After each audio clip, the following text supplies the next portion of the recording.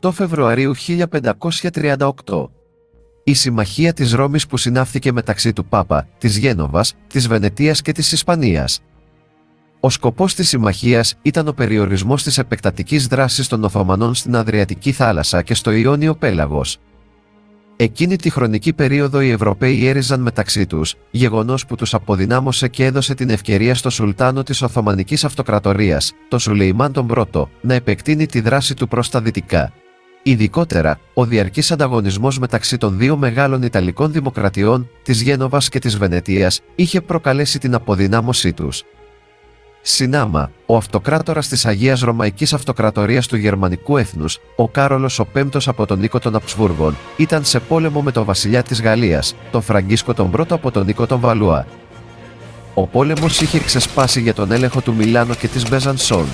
Νικητής αναδείχθηκε ο Κάρολος το 1525. Τότε ο βασιλιάς της Γαλλίας συμμάχισε με τον Σουλεϊμάν για να περιορίσει τους Αψβούργους. Έτσι το 1526 οι ορδές του Σουλεϊμάν επιτέθηκαν στην Ουγγαρία, που ήταν υπό τον έλεγχο των Αψβούργων, και την κυρίευσαν. 3 χρόνια αργότερα, οι Οθωμανοί έφτασαν μέχρι έξω από τα τείχη της Βιέννης, την οποία δεν κατάφεραν να αλώσουν. Το 1532 ο Σουλεϊμάν οργάνωσε μία ακόμα εκστρατεία εναντίον των Αψβούργων και κυρίευσε τη Σλοβακία.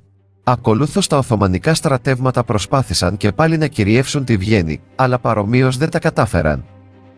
Την ίδια χρονιά οι Οθωμανοί κυρίευσαν τη Ρόδο, την οποία έως τότε ήλεγχαν οι Ιωαννίτες υπότες.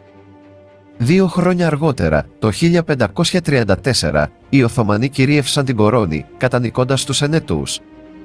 Τα επόμενα χρόνια, ο Οθωμανικός στόλος με επικεφαλής τον Χαϊρεντίν Μπαρμπαρόσα κατέλυσε το Δουκάτο της Νάξου και κυρίευσε τα περισσότερα νησιά των Κυκλάδων, καθώς και την Αίγινα, την Κάρπαθο και την Κάσο. Ακολούθησε η ανεπιτυχής εκστρατεία εναντίον της Κέρκυρας, οπότε οι Οθωμανοί στο ταξίδι της επιστροφής τους λαιλάτισαν την Καλαβρία.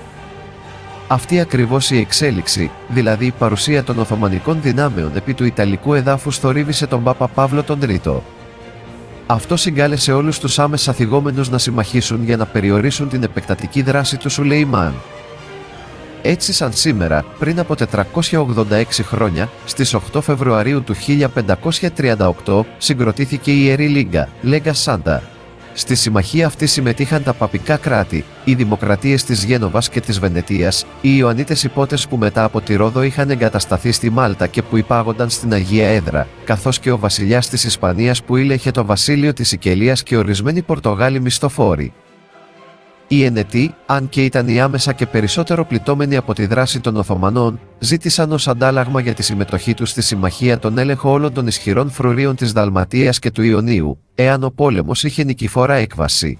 Σε σύντομο χρονικό διάστημα, οι σύμμαχοι συγκέντρωσαν μία αρμάδα 302 πλοίων, που θα ερχόταν αντιμέτωποι με τα 122 σκάφη του Μπαρμπαρόσα. Επικεφαλής του συμμαχικού στόλου τέθηκε ο Γενοβέζος ναύαρχος Αντρέα Ντόρια, που ήταν ο πρώην διοικητής της Κορώνης και που υπαγόταν στους Αψβούργους. Η μεγάλη ναυμαχία δόθηκε στον κόλπο της Πρέβεζας στις 28 Σεπτεμβρίου του 1538. Οι Ευρωπαίοι ιτήθηκαν, αν και οι δυνάμεις τους υπερήχαν των Οθωμανών με αναλογία σχεδόν 1-3. Ο Ντόρια ήταν το πρόσωπο που συνέβαλε στη διαμόρφωση αυτού του αποτελέσματος, αφού απέσυρε τις δυνάμεις του στο ξεκίνημα της ναυμαχίας. Έτσι την επόμενη χρονιά ο Μπαρμπαρόσα κατέκτησε όποια ενετική κτήση είχε απομείνει στο Ιόνιο. Το αποτέλεσμα αυτών των διαδοχικών ηττών της Δημοκρατίας του Αγίου Μάρκου έσυρε τους Ενετούς στη συνθήκη ειρήνης με τους Οθωμανούς το 1540. Η παντοκρατορία των Οθωμανών στο Ιόνιο διήρκεσε 30 χρόνια. Η απαρχή της εκδίωξής τους ξεκίνησε με την ναυμαχία της Ναυπάκτου το 1571.